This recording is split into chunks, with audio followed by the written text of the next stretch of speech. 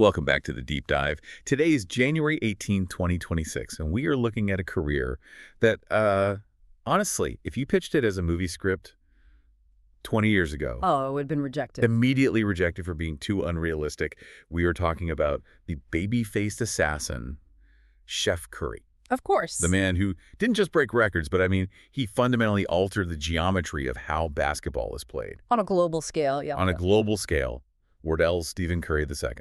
And you know, it is the perfect time to have this conversation. We're right in the thick of the 2025-26 NBA season. Right now. And Steph is 37 years old. By all laws of, physiology and sports science, he should be a role player. At best. Or retired. Or retired, sitting on a beach somewhere, thinking about the glory days. But we're looking at game tape from, last week? And he's somehow still defying the aging curve that gets everybody else. It catches up to literally everyone. And that's what's so strange. Usually when we do these deep dives on athletes pushing 40, it's basically an obituary for their prime. So remember when. Exactly. Or remember when. But with Curry, we're in this weird position of doing a historical retrospective while also reacting to what he did last night. It's a very weird but very cool place to be. And that's really the mission for today, right? We have this massive stack of sources here, from biographical data, advanced analytics from his Davidson days all the way through the season. And some psychological profiles, which I think are fascinating. They really are. And we want to move past just, the Wikipedia list of accolades. We want to understand the narrative arc.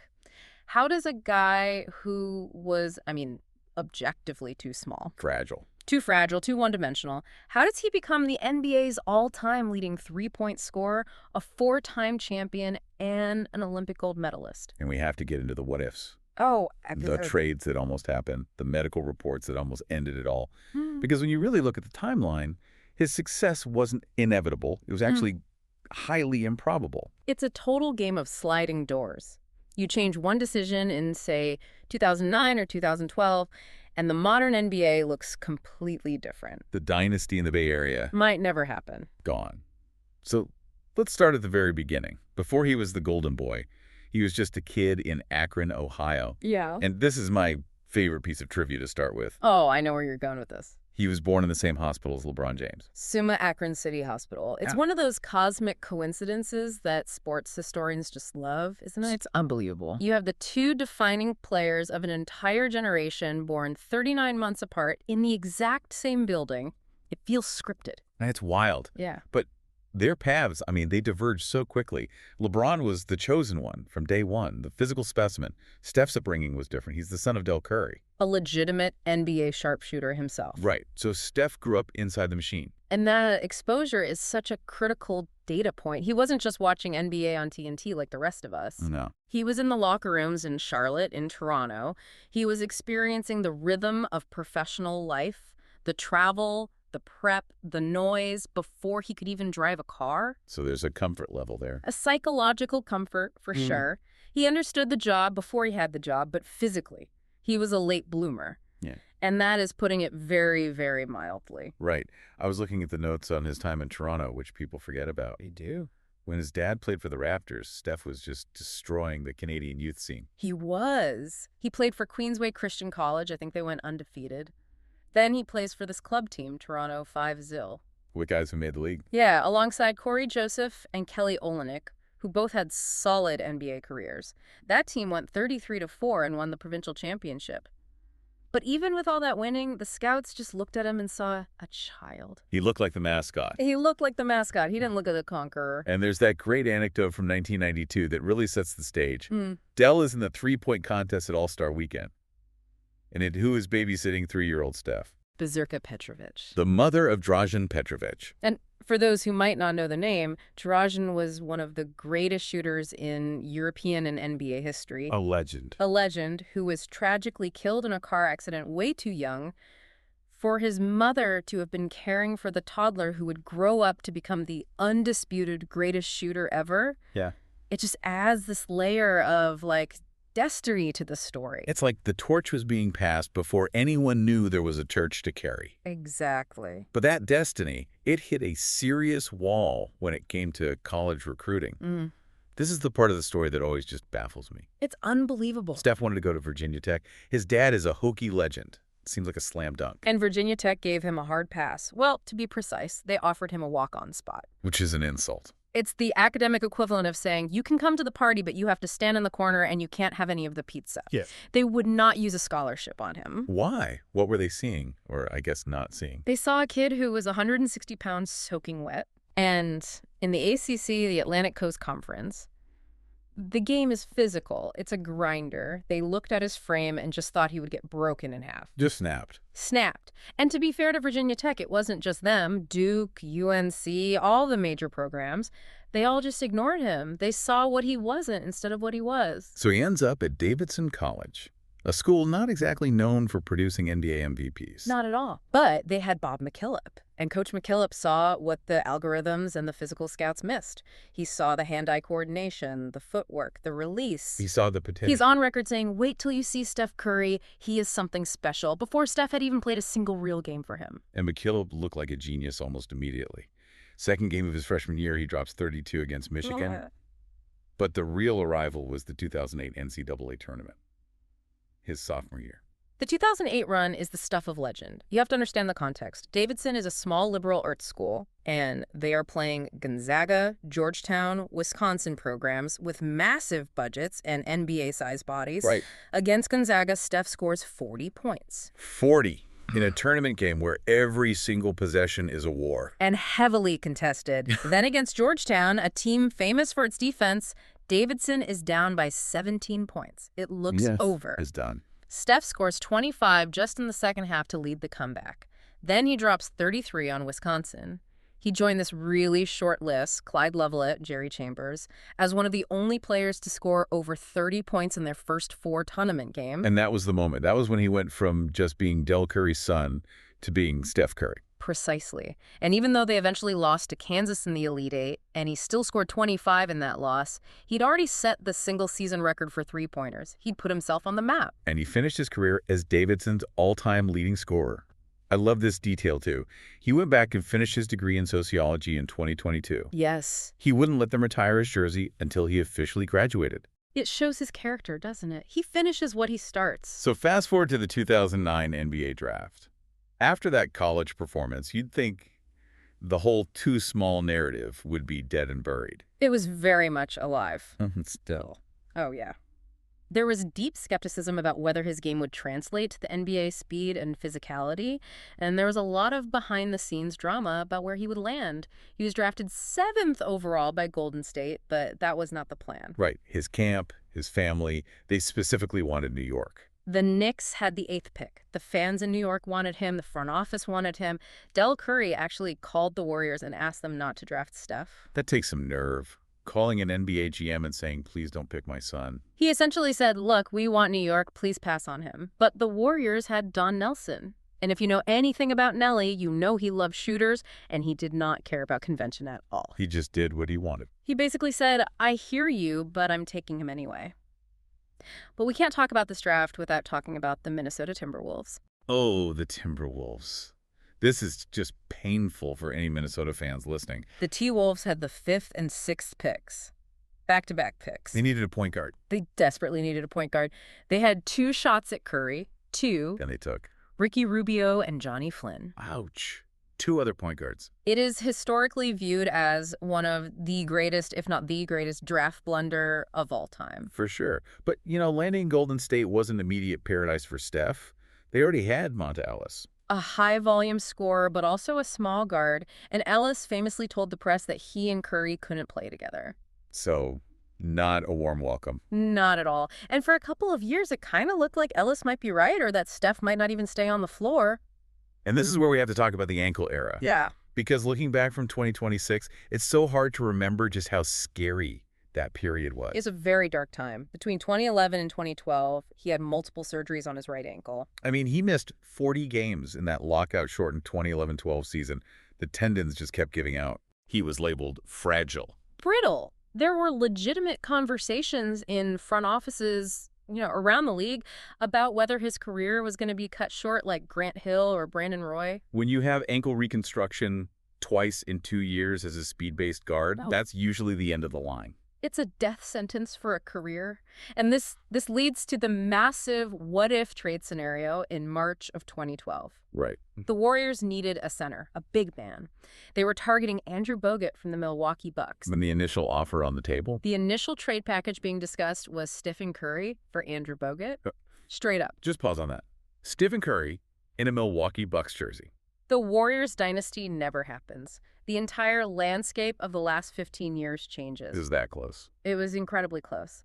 But the Bucks medical staff reviewed Curry's ankle history. Yeah. They essentially said, no thanks, it's too risky. They didn't trust the ankles, so the Warriors had to pivot, and they traded Monta Ellis for Bogut instead. That one medical rejection changed the course of NBA history. It did two massive things. One, it kept Steph in the Bay Area. But two, by shipping out Monta Ellis, the Warriors officially handed the keys to the franchise to Steph. He became the undisputed focal point. And because of those ankle fears, he signed that contract extension. In 2012, yeah. 4 years, $44 million. Which, in hindsight, is the biggest bargain in the history of professional sports. Without a single question. That low salary number is what gave the Warriors the cap space to eventually sign Andre Iguodala and later Kevin Durant. The entire dynasty. The whole thing was built on the foundation of those supposedly fragile ankles and that underpaid contract. So, the ankles heal, the keys are handed over, and now we enter section 2 of our breakdown. The revolution. 2014 to 2016. This is where everything changes. This is where we see the Splash Brothers phenomenon with Klay Thompson really take hold. But the catalyst was the coaching change. Mark Jackson laid a good defensive groundwork, but in 2014, Steve Kerr arrives. And Kerr just unlocks the offense. Kerr implemented a system based on ball movement, on pace and space, but crucially, he gave Curry what he called the ultimate green light. Which meant what, exactly? He realized that a shot that would be a bad shot for 99.9% of players, like a pull-up three in transition with 20 seconds left on the shot clock, was actually a high-efficiency shot for Steph. And the result was the 2014-15 season. 67 wins. Steph wins his first MVP, and the Warriors break a 40-year drought to win the championship. That 2015 title was the proof of concept. It proved you could win by outshooting everyone. But the 2015-16 season, that was something else entirely. That was when they entered the stratosphere. The unanimous season. 73-9. They started the season 24-0. Unbelievable. They finished 73-9, breaking the 96 Chicago Bulls record, a record everyone thought was untouchable. And Steph didn't just win MVP, he became the first and still the only unanimous MVP in NBA history. The numbers from that season, even today, they just look like typos. They don't seem real. He made 402 three-pointers, and you have to give that context. The previous record, which he held, was 286. So he didn't just break the record. He obliterated it by over 100 makes. It's like a home run hitter breaking the record by 30 home runs. It's absurd. And he averaged over 30 points per game while joining the 50-40-90 club. Which means 50% from the field, 40% from three, and 90% from the free throw line. No one had ever averaged 30 points with that level of efficiency. It was, and probably still is, the greatest offensive season in the history of the sport. And the specific moments from that year, I mean, the double bang game against OKC in February 2016. Oh, that shot. It's iconic. Picture this. Tie game, overtime, closing seconds. He crosses half court and just pulls up from 38 feet. He didn't even try to get closer. And Mike Breen on the call. Bang, bang. That shot wasn't just a game winner. It was a declaration. It was him telling the league that the geometry of the court had fundamentally changed. He was forcing defenders to guard him the second he crossed half court, and that broke every defensive scheme in the league. But that incredible season had such a bitter ending. The 2016 finals against Cleveland. Up 3-1. The suspension of Draymond Green, the injury to Bogut, and just the sheer brilliance of LeBron James and Kyrie Irving. They lost in 7 games. The first time a team had ever lost the finals after leading 3-1. It was a total heartbreak. But in a weird way, that loss set up the next phase, the super team era. Because if they win that title, maybe Kevin Durant doesn't join. It's the great irony, isn't it? The loss created the cap space and, I think, the emotional opening for Durant to come. And this brings us to the whole sacrifice narrative. Right. When KD arrived in 2016, the biggest question was, there's only one ball. How is this possibly going to work? And Steph's answer was basically, I just want to win. He didn't care about the stats. Scottie Pippen called Steph's willingness to sacrifice his own numbers one of the greatest stories in basketball history. He took fewer shots, he acted as a decoy, he let KD shine. And the result was back-to-back dominant titles in 2017 and 2018. But there was a shadow over those titles for Steph, personally, at least in the media. The Finals MVP awards. They went to Durant, both times. And it became a talking point. Steph can't win the big one as the best player. He needs a super team to carry him. Which was always unfair, I thought. Totally unfair. And Steph's response was always classy, I'm a three-time champ. But you knew, as a competitor, you knew he wanted that validation. He wanted to show he could be the bus driver, not just the co-pilot. And then the band breaks up. KD leaves for Brooklyn. Clay gets injured. Then Steph breaks his hand in 2019. And we enter the solo resurgence. People wrote him off again? Oh, absolutely. They said the dynasty was dead, it was over. But then you look at the 2020-21 season. At age 33, he wins the scoring title, averaging 32 points a game. He surpassed Wilt Chamberlain as the Warriors' all-time leading scorer that year, too. Just carrying that team on his back. And then, December 2021, Madison Square Garden. The Ray Allen record. The whole world was watching. He hit his 2,974th career three-pointer to become the all-time leader. The atmosphere in the Garden was electric. Ray Allen was there. Reggie Miller was there. It was a coronation. But the true coronation, the one that I think mattered most to him, the validator, was the 2022 championship. This is my favorite chapter of his entire career. No KD Clay is coming back from 2 catastrophic injuries and isn't quite himself yet. An aging core. An aging core. And Steph just put the team on his back and willed them to a title. Game 4 of the finals against Boston. The Warriors are down 2-1 in the series. They're on the road. The crowd in Boston is hostile, to put it mildly. And he drops 43 points and 10 rebounds. He just refused to let them lose. They win the title in 6 games, and finally, unequivocally, Stephen Curry is the unanimous Finals MVP. And did that title finally silence all the critics? Completely. It ended the he needs a super team argument forever. It cemented him in the top 10 all-time conversation for a lot of people. He proved he could win it all as the undisputed alpha at age 34. And he hasn't slowed down since. Which brings us to this late career legend phase. Yeah. From 2023 to where we are right now, January 2026. He just pivoted. He became the clutch king. In the 2023-24 season, he won the first ever Clutch Player of the Year award. Led the league in clutch points, clutch threes. Everything. And he also became the only player besides Kobe Bryant to score 60 points in a single game after turning 35. But the highlight of 2024 had to be the Paris Olympics. His first Olympics? It's crazy it took that long. It completed the resume. He had World Cups, but he needed that Olympic gold. And for a little while in that tournament, he was actually struggling with his shot. The international ball is different. The line is a little different. Until the semifinal against Serbia. Team USA was down big. It looked like a disaster waiting to happen. Serbia was playing perfect basketball, and Steph just went nuclear. 36 points, 9 threes, and led a 17-point comeback. And then the final against France. The home team. The Golden Dagger, that's what they called the shot. In the final 3 minutes, with the French crowd going absolutely crazy, he hit 4 threes in a row. The last one was just absurd. Fading away over 2 defenders, falling out of bounds, high arc. It was pure art. And then he did the night-night celebration and put the world to sleep. And that gave him the Grand Slam of basketball. NBA titles, league MVP, finals MVP, and Olympic gold. Which brings us right up to the current context. This 2025-26 season, he signed that extension through 2027, making him the first player to earn over $60 million in a single season. And he passed 4,000 career three-pointers back in March of 2025.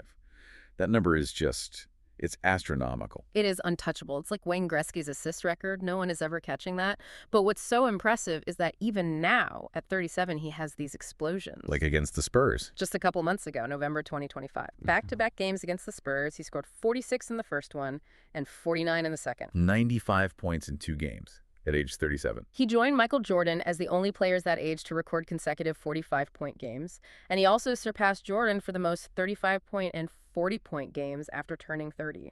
He is literally rewriting what an athletic prime looks like. So how does he do it? We have to get technical here. Let's talk about the mechanics, the gravity, and this Steph effect. It all starts with the shot mechanics. His release time is under 0.4 seconds. Which is literally the blink of an eye. It's one fluid motion. Most players jump, reach the apex of their jump, and then shoot. It's a 2-part motion. Right. Steph shoots on the way up. This transfers all the energy from his ankles up through his wrists, adding that incredible arc. It makes the shot nearly impossible to block because the ball is gone before the defender can even leave the ground. And the range. We mentioned him shooting from 30, 35 feet. The data there is just wild. He shoots in stretches about 54% from 30 to 35 feet out. The league average from that deep is usually around 22%. So it's more than double the efficiency of a normal player. It's not just good range, it's a statistical anomaly. And it forces the defense to stretch out way past the three-point line, which opens up the entire paint. This leads to that concept of gravity. We hear this term a lot, but what does it actually mean in a game? So think of him like a massive planet in a solar system. Gravity is the fear he instills in a defense when Steph runs around a screen without the ball. Two defenders will often jump out to stop him. They are terrified he will get even an inch of space. Which leaves someone else wide open. Exactly. It creates a 4-on-3 advantage for his teammates. Even when Steph doesn't touch the ball, his presence creates open dunks for guys like Draymond Green or easy corner threes for his wings. Is there data on that? Oh, yeah.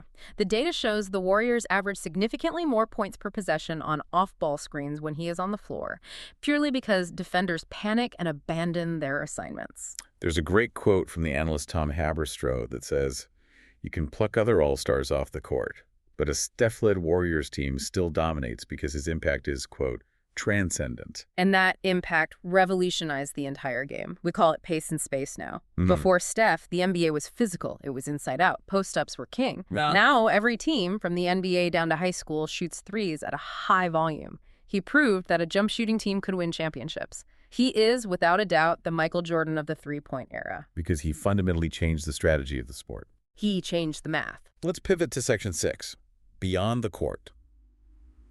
Because his brand is just massive. Well, he single-handedly saved Under Armour's basketball division.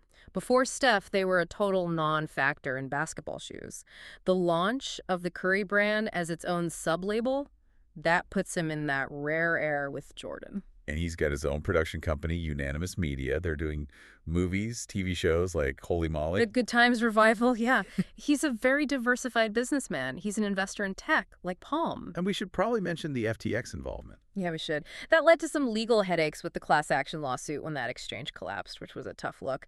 But generally, his business acumen has been incredibly sharp. And then there's the golf, which, frankly, is just annoying. It is unfair how good he is at a second sport. He's an elite amateur golfer. Yeah. He won the American Century Championship in 2023. With a hole-in-one during the tournament. And a walk-off eagle putt to win it all. I mean, come on. Yeah. It's absurd. And he uses it for good. He received the Ambassador of Golf Award, and he funded the entire golf program at Howard University and HBCU.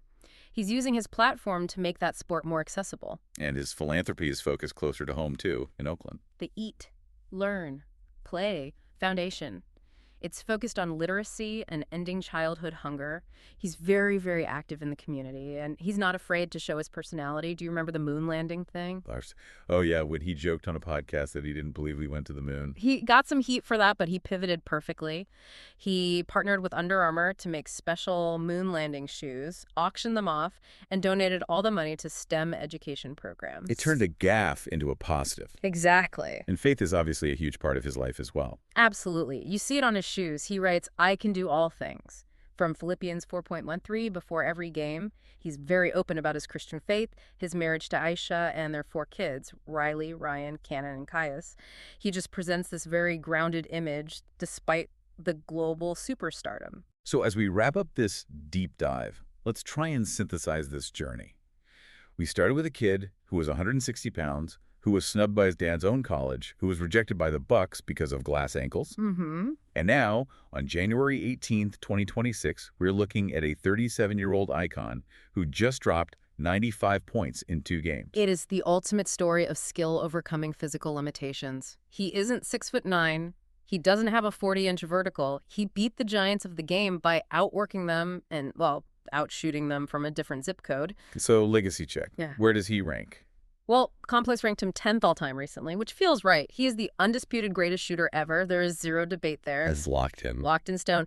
But when you look at the 4 rings, the 2 MVPs, the 1 finals MVP, the impact on the game, he is firmly on the Mount Rushmore of influential players. He changed the way the game is played more than anyone since Michael Jordan. Okay, so here's a final provocative thought for you then. Yeah. We talk about the Steph effect, inspiring kids. You go to any gym now, and every kid is jacking up 30-footers. Every single one. But coaches are now saying they have to teach young players that Steph's game is built on insane fundamentals, not just flash.